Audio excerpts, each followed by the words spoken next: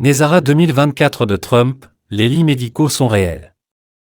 La révolution de régénération holographique commence. Dans un monde au bord de la transformation, où les percées médicales rencontrent la science-fiction, l'aube de 2024 apporte des nouvelles qui pourraient remodeler l'avenir des soins de santé tels que nous les connaissons. Préparez-vous, car l'initiative NESARA de Trump révèle la stupéfiante réalité des lits médicaux, une merveille technologique qui promet de guérir toutes les maladies en quelques minutes. Préparez-vous à plonger dans les profondeurs de cette révélation révolutionnaire qui est sur le point de changer le cours de l'existence humaine. Introduction, dans un univers regorgeant de mystères, l'un des secrets les mieux gardés a été l'existence de lits médicaux avec des capacités d'intelligence artificielle, IA. Ce n'est pas de la science-fiction, c'est une réalité dont nous avons été tenus dans l'ignorance pendant des siècles. Mais maintenant, grâce aux efforts inlassables de l'administration Trump, ce joyau caché émerge des ombres. Lits médicaux et IA, imaginez un appareil qui fonctionne comme une machine à IRM suralimentée mais avec l'intelligence pour scanner tout votre corps à un niveau microscopique. C'est précisément ce que les lits médicaux avec IA offrent. Ces machines miraculeuses peuvent scanner vos muscles, votre peau, diagnostiquer votre état jusqu'au micron de votre sang, et même identifier votre ADN. En quelques minutes, elles peuvent guérir des maladies qui ont tourmenté l'humanité depuis des siècles. La révélation des lits médicaux avec leur capacité d'IA a vu le jour pendant le mandat de Trump, entraînant la restauration de plus de 9000 brevets et le développement de traitements de pointe pour les maladies les plus graves connues de l'humanité. La question se pose, pourquoi ces traitements et technologies nous ont-ils été cachés si longtemps? L'agenda caché de l'industrie pharmaceutique, la réponse réside dans les intérêts particuliers de l'industrie pharmaceutique. Pendant des années, ils ont profité en nous maintenant dans un état de victimisation perpétuelle, privilégiant leurs gains à nos vies. Mais maintenant, leur emprise sur notre santé et notre bien-être se détricote. Lits médicaux et intelligence artificielle, ces lits médicaux sont équipés d'une intelligence artificielle contrôlable, garantissant que les forces obscures ne peuvent plus manipuler le côté lumineux de la science médicale. Il fonctionne comme une IRM, où vous êtes assis confortablement pendant que la machine scanne votre corps, identifiant avec une précision étonnante tout défaut. Un exemple révolutionnaire, considérez ce scénario, un patient atteint de leucémie de stade 4 entre dans le lit médical. En seulement 2,5 minutes, la maladie est éradiquée sans effet secondaire. C'est un miracle médical qui nous attire vers une nouvelle ère de guérison, transcendant les limites de la médecine conventionnelle. NESARA-GESARA, plus qu'une réinitialisation monétaire, bien que NESARA-GESARA soit souvent associé à la réinitialisation du système monétaire, il englobe bien plus. Il annonce un changement mondial vers des conditions environnementales complètes, des soins de santé de qualité et une meilleure qualité de vie pour tous. C'est un témoignage du pouvoir de l'action collective et du potentiel de changement positif dans notre monde. Le chemin vers la 5e dimension. Alors que nous avançons davantage dans l'année 2024, nous nous retrouvons sur le seuil de la 5e dimension du monde. Ce n'est pas seulement un concept de science-fiction, c'est devenu notre réalité avec chaque jour qui passe. La transition vers un nouvel ordre mondial, piloté par des technologies révolutionnaires comme les lits médicaux, marque l'aube d'une ère plus lumineuse pour l'humanité. À la suite de l'initiative NESARA de Trump, la révélation des lits médicaux avec des capacités d'IA est un témoignage de la recherche incessante de vérité et d'innovation. C'est un phare d'espoir pour un monde fatigué de la maladie et de la souffrance. Alors que nous nous aventurons dans ce nouveau chapitre de l'histoire humaine, embrassons le potentiel de guérison et de transformation qui se trouve devant nous.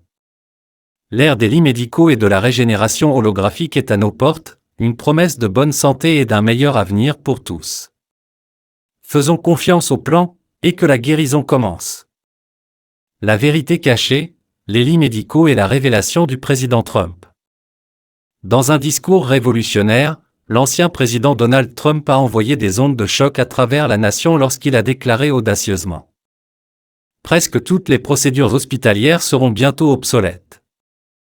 Que voulait-il dire par cette déclaration énigmatique? C'est une question qui a suscité l'intrigue, la controverse et un espoir chez beaucoup.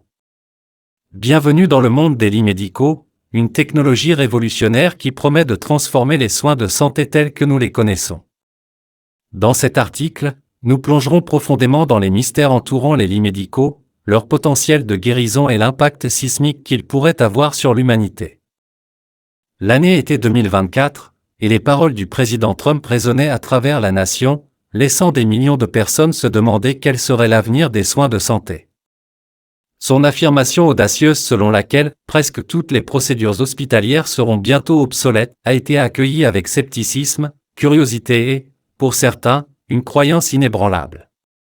Aujourd'hui, nous nous trouvons au bord d'une révolution des soins de santé qui pourrait remodeler le monde. La révélation des lits médicaux. Le 14 juin, Donald Trump, un homme connu pour son approche non conventionnelle de la politique, a fait une déclaration qui a transcendé les frontières de la sagesse conventionnelle. Il a parlé d'un avenir où chaque ville serait dotée d'une abondance de lits médicaux, medbeds et de chambres Tesla, capables d'accomplir des miracles de guérison et de régénération. Promesse clé des lits médicaux. Rajeunissement, les lits médicaux promettent la possibilité tentante de renverser le processus de vieillissement, offrant aux individus la chance de retrouver des années perdues et de la vitalité, revenant jusqu'à 30 ans en arrière. Éradication des maladies, imaginez un monde où le cancer, l'autisme, la fibromyalgie, la maladie d'Alzheimer et une multitude d'autres maladies débilitantes deviennent des reliques du passé. Les lits médicaux visent à rendre cela possible. Plus de vaccins, le besoin de vaccins conventionnels pourrait devenir une chose du passé, les lits médicaux offrant une voie alternative vers l'immunité et le bien-être. Vie sans douleur, dites adieu aux douleurs articulaires, aux carences et aux maladies chroniques, les lits médicaux s'engageant à soulager la souffrance et à améliorer le bien-être général. Le facteur Trump. Alors que les opinions sur Donald Trump peuvent varier largement, une chose est indéniable, sa mention des lits médicaux a propulsé cette technologie révolutionnaire sous les feux de la rampe. Certains peuvent se demander pourquoi un ancien président parle d'innovation en matière de santé, mais pourrait-il détenir la clé pour dévoiler un secret bien gardé? Comment la CIA déstabilise le monde? Il y a 3 problèmes fondamentaux avec la CIA, ses objectifs, ses méthodes et son absence de responsabilité. Ces objectifs opérationnels sont tout ce que la CIA ou le président des États-Unis définit comme étant dans l'intérêt des États-Unis à un moment donné, indépendamment du droit international ou du droit américain. Ces méthodes sont secrètes et duplicitaires. Son absence de responsabilité signifie que la CIA et le président dirigent la politique étrangère sans aucun contrôle public. Le Congrès est un paillasson, un spectacle secondaire. Comme l'a récemment déclaré Mike Pompeo, ancien directeur de la CIA, à propos de son temps à la CIA, j'étais le directeur de la CIA. Nous avons menti, nous avons triché, nous avons volé. Nous avions des cours de formation entiers. Cela vous rappelle la gloire de l'expérience américaine.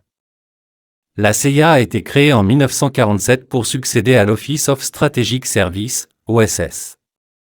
L'OSS avait joué 2 rôles distincts pendant la Seconde Guerre mondiale, le renseignement et la subversion. La CIA a repris ces 2 rôles. D'une part, la CIA devait fournir des renseignements au gouvernement américain. D'autre part, la CIA devait subvertir l'ennemi, c'est-à-dire quiconque le président ou la CIA définissait comme l'ennemi, en utilisant une large gamme de mesures, assassinats, coups d'État, troubles organisés, armement d'insurgés, et autres moyens. C'est ce dernier rôle qui s'est révélé dévastateur pour la stabilité mondiale et l'état de droit américain. C'est un rôle que la CIA continue de poursuivre aujourd'hui. En effet, la CIA est une armée secrète des États-Unis, capable de créer le chaos dans le monde entier sans aucun compte à rendre. Lorsque le président Dwight Eisenhower a décidé que la nouvelle étoile politique de l'Afrique, le président démocratiquement élu Patrice Lumumba du Zaïre, aujourd'hui la République démocratique du Congo, était l'ennemi, la CIA a comploté dans son assassinat en 1961, sapant ainsi les espoirs démocratiques de l'Afrique. Il ne serait guère le dernier président africain renversé par la CIA.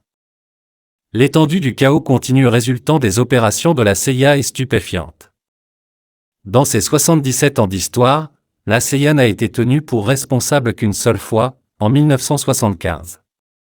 Cette année-là, le sénateur de l'Idaho, Frank Church, a dirigé une enquête du Sénat qui a exposé la répression choquante de la CIA, assassins, coups d'État, déstabilisation, surveillance et torture et expérience médicale de style Mengele.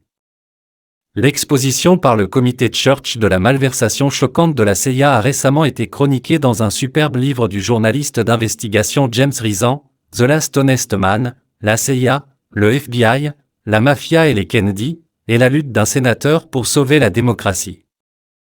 Ce seul épisode de supervision a eu lieu en raison d'une rare confluence d'événements. L'année précédant le comité Church, le scandale du Watergate avait renversé Richard Nixon et affaibli la Maison-Blanche. En tant que successeur de Nixon, Gerald Ford n'était pas élu, ancien membre du Congrès et réticent à s'opposer aux prérogatives de surveillance du Congrès. Le scandale du Watergate, enquêté par le comité R20 du Sénat, avait également renforcé le Sénat et démontré la valeur de la surveillance du Sénat sur les abus de pouvoir du pouvoir exécutif. Crucialement, la CIA était dirigée par le nouveau directeur William Colby, qui voulait nettoyer les opérations de la CIA.